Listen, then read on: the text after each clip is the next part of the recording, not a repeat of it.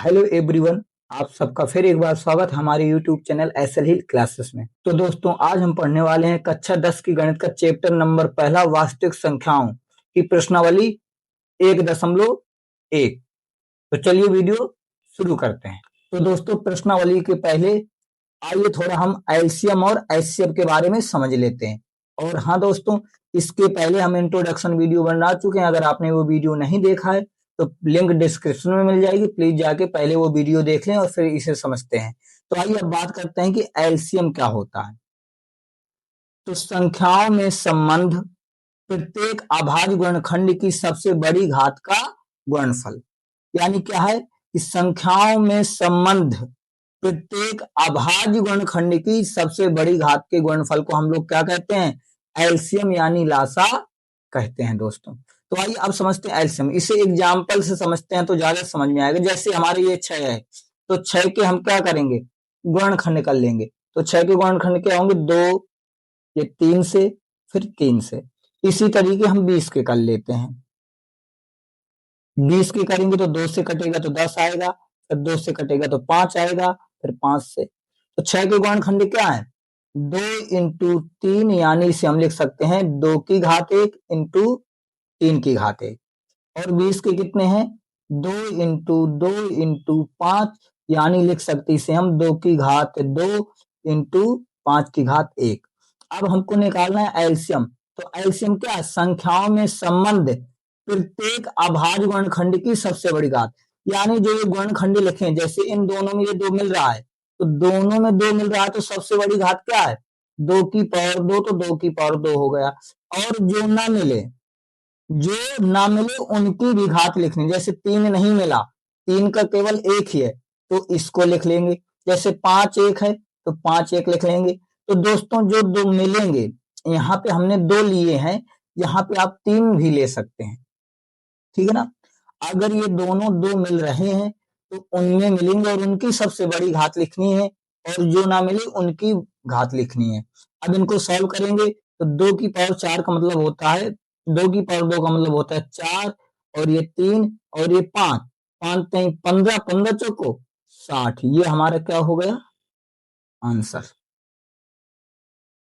ठीक इसी प्रकार ऐसे अब करना है, लेकिन इसमें बड़ी घात लिया जाता था, इसमें छोटी घात लेनी है। आइए समझते हैं क्या है एचसीएफ किसे कहते हैं।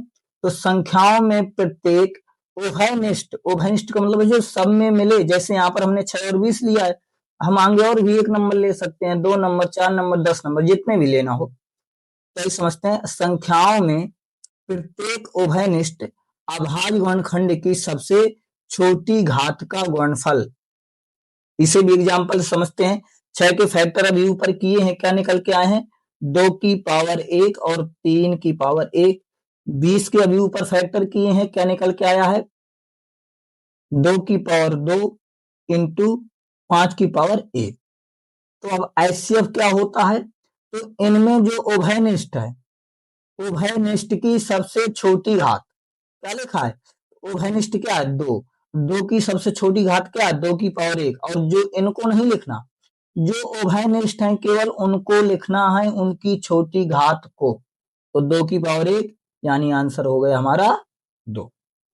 आइए एक फार्मूला और समझ लेते हैं कि एचसीएफ ए कामा बी इंटू एलसीएम ए कामा बी बराबर होता है ए कामा बी। यानी अगर आपको 2 संख्याएं दी गई हैं और उनके एचसीएफ और एलसीएम दिए गए हैं, तो इस सूत्र से लगेंगे। दोबारा सुन लीजिए, एचसीएफ ए कामा बी इंटू एलसीएम ए कामा बी बराबर होता है ए कामा बी। ये सूत्र है दोस्तों, इसे याद कर लीजिएगा। अब हम करते हैं प्रश्नावली को। तो चलिए सॉल्व करते हैं प्रश्नावली। तो दोस्तों करते हैं प्रश्नावली 1.1। तो क्वेश्चन नंबर पहला क्या कह रहा है? निम्नलिखित संख्याओं को अभाज्य गुणनखंडों के गुणनफल के रूप में व्यक्त कीजिए। यानी कि रागी जो ये संख्याएं हैं सभी को गुणनखंड के रूप में व्यक्त करना है। आइए करते हैं। 140 दिया गया, पहला हमने लिख लिया। तो सबसे पहले 140 का हम लोग निकालेंगे एलसीएम इस तरीके से। ये कितने से कटेगा? 2 से, तो कितना आ जाएगा? 7। ये आएगा 0। फिर ये कितने से कटेगा? 2 से, यहाँ जाएगा 3 और यहाँ पे आ जाएगा 5। फिर कितने से कटेगा? 5 से, तो यहाँ पे आ जाएगा 7। और ये फिर कितने से कटेगा 7 से। तो अब ये क्या बन गया, तो इन्हीं के गुणनखंड के रूप में लिखना, यानी 2 × 2 × 5 × 7, या तो ये आंसर हो गया। अगर इसे तुम थोड़ा और मॉडिफाई करके लिखना चाहो तो ये क्या लिखा है, दो कितने हैं 2, तो इसे हम लिख सकते हैं 2 की पावर 2 5 की पावर 1 × 7 की पावर 1। इसे हम लोग ऐसे भी सॉल्व कर सकते हैं। अब आइए ठीक इसी प्रकार करते हैं दूसरा। तो 156 का भी ऐसे हम निकाल लेंगे। तो आ जाएगा 2 सत्ते 14 2 अट्ठे 16, फिर 2 से काटिए, 2 ती 6 2 नम 18। अब ये कितने से कटेगा, 3 से, 3 का नम 3 3 तिरका 9, अब ये कटेगा 13 से। इसे लिखेंगे तब क्या बन जाएंगे, 2 × 2 × 3 × 13, यानी आप इन्हें लिख सकते हो 2 की पावर 2 3 की पावर 1 और 13 की पावर 1। तो ये हो गया आंसर। कितने इजी हैं, बस सभी को ऐसे ही करने, सभी के गुणनखंड करते जाओ और लिखते चले जाओ। समझ में आया कि नहीं आया, तो ये तीसरा नंबर, चौथा नंबर, पांचवा नंबर, ये हम आपके लिए होमवर्क दे रहे हैं। इसे भी आपको होमवर्क में करना है, इसे भी आपको होमवर्क में करना है, इसे भी आपको होमवर्क में करना है, और फिर सभी के आंसर हमको कमेंट में बताने हैं, ठीक है। तो आइए अब चलते हैं क्वेश्चन नंबर 2 की तरफ। देखिए क्वेश्चन नंबर 2 क्या कह रहा है, पूर्णांकों के निम्नलिखित युग्मों के एचसीएफ और एलसीएम ज्ञात कीजिए। पहले कह रहा है कि एचसीएफ ज्ञात करिए और एलसीएम ज्ञात करिए, तथा इनकी जांच कीजिए कि दो संख्याओं का गुणनफल एचसीएफ इंटू एलसीएम के बराबर है। ये हमको जांच करके भी बताना है, यानी पहले उसका एचसीएफ निकालना है और एलसीएम निकालना है, फिर दोनों संख्याओं का गुणा करना है और एलसीएम और एचसीएफ के बराबर आना चाहिए, ये कह रहा है। तो देखिए पहला सवाल ये, तो सबसे पहले 26 पहला नंबर ले रहे हैं, तो 26 के हम एलसीएम निकालते हैं। एलसीएम निकालने के लिए गुणनखंड करना पड़ेगा, तो यहाँ पे साइड में कर लीजिए 26, छोटा छोटा कर दे रहे हैं, ये 2 से कटेगा, ये 3 से और ये 3 से, यानी ये आ गए। इसके गुणनखंड होगा 2 × 13। ठीक इसी प्रकार 91 है, इसके करेंगे। चलिए यहाँ पर 91 के कर ले रहे हैं, 91 के गुणनखंड करेंगे तो पता है कितना कटेगा, 7 से अभी कट जाएगा, 7 × 9 7, और यहाँ पे बचा दो तो 7 × 21 और ये 13 से, यानी हो गए 7 × 13।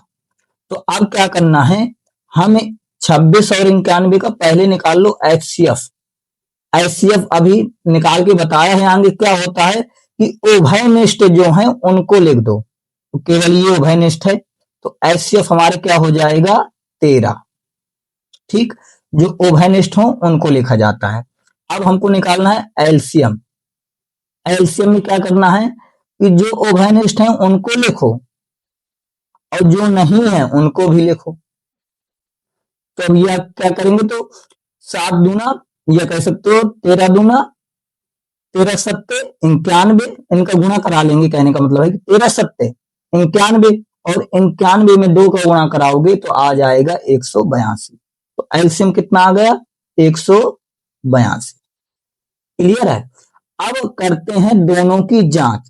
क्या कह रहा है, दोनों संख्याओं का गुणनफल, दोनों संख्याओं का, संख्या कौन है हमारी 26 और कौन है 91, इन दोनों संख्याओं का गुणनफल किसके बराबर होना चाहिए। देखो यहां से दो संख्याओं का गुणनफल, फिर आगे ये दोनों संख्याएं हैं इनको लिखिए और इन्हीं दोनों संख्याओं का एचसीएफ लिखिए। तो हमारा 26 का एचसीएफ कितना आया है 13, और गुणा करवाइए जितना आपका एलसीएम आया हो। एलसीएम कितना है 182।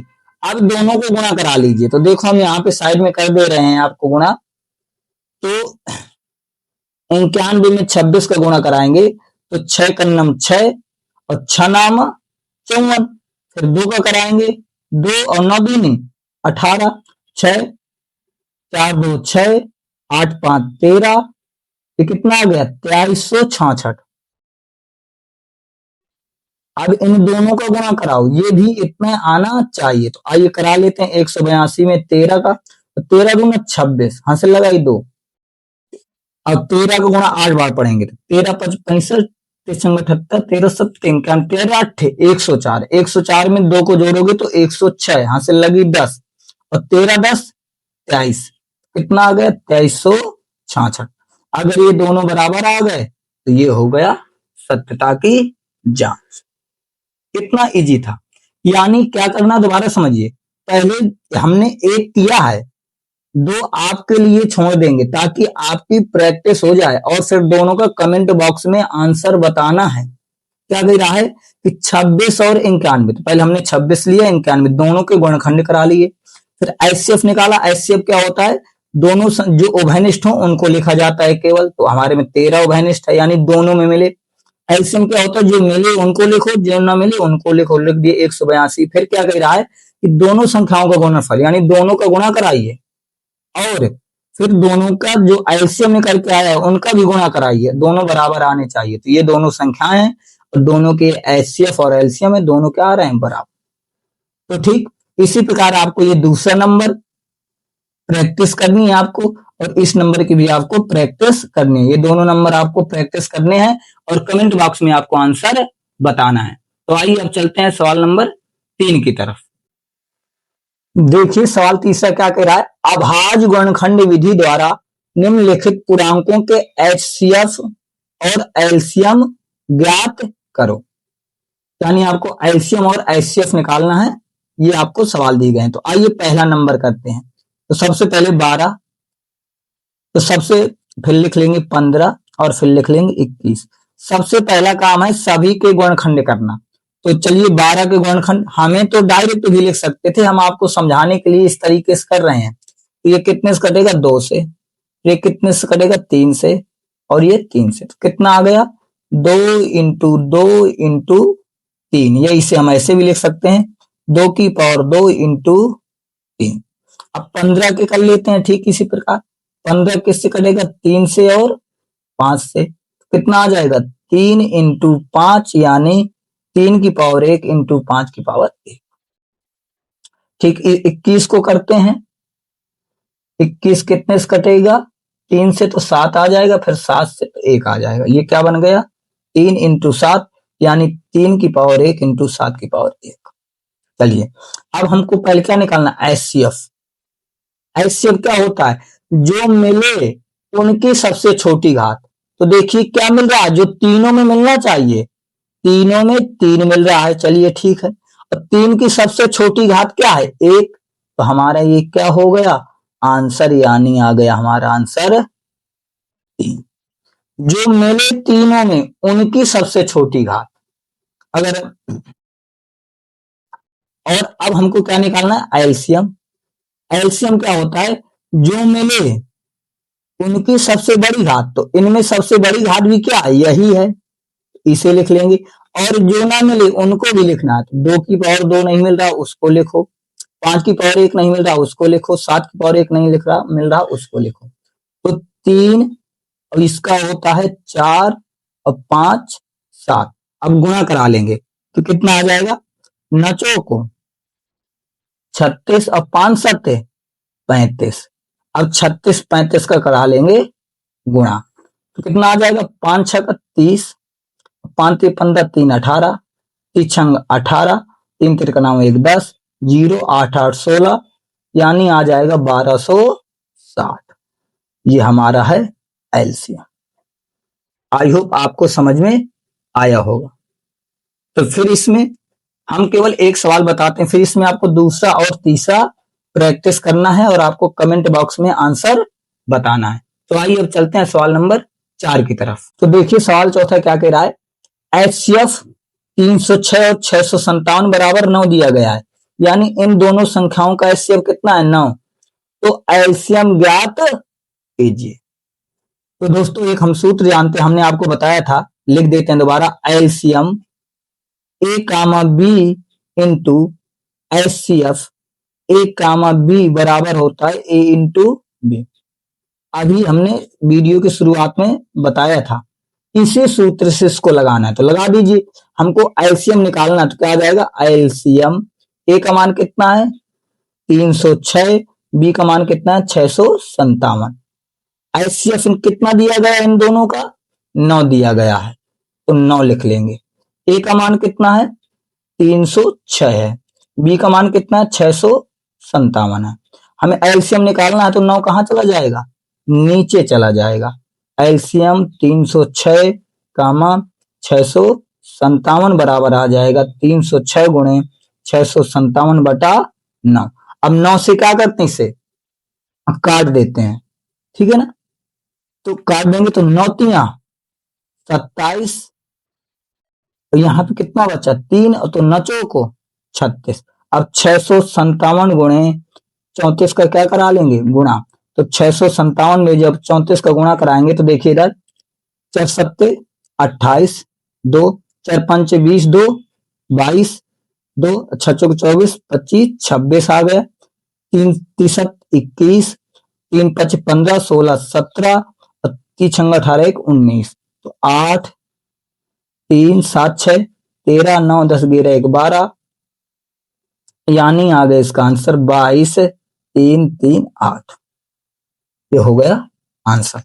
यहाँ पे एक बात सही कर लेते हैं, सही काटा है कि नहीं काटा। तो 9 को जब 3 6 में काटोगे तो 9 तिया 27, 3 6 9 चौको 36 सही है। तो ये था हमारा आंसर। तो आई होप आपको समझ में आया होगा। तो बस आज की वीडियो में इतना ही रहेगा। अगर आपको वीडियो पसंद आई तो वीडियो को लाइक करें, शेयर करें, और अगर आपने अभी तक हमारे चैनल को सब्सक्राइब नहीं किया तो प्लीज सब्सक्राइब कर ले। हम आपको मिलेंगे एक अगली वीडियो में इनके आगे के पार्ट लेकर। और हम इस वीडियो में 9 से 12 तक की गणित पढ़ाते हैं। अगर आप 9 से 12 तक के स्टूडेंट हैं और आप गणित पढ़ना चाहते हैं तो प्लीज हमारे चैनल को सब्सक्राइब कर लीजिए। आपको पूरा वीडियो देखने के लिए बहुत बहुत धन्यवाद एवं दिल से आभार।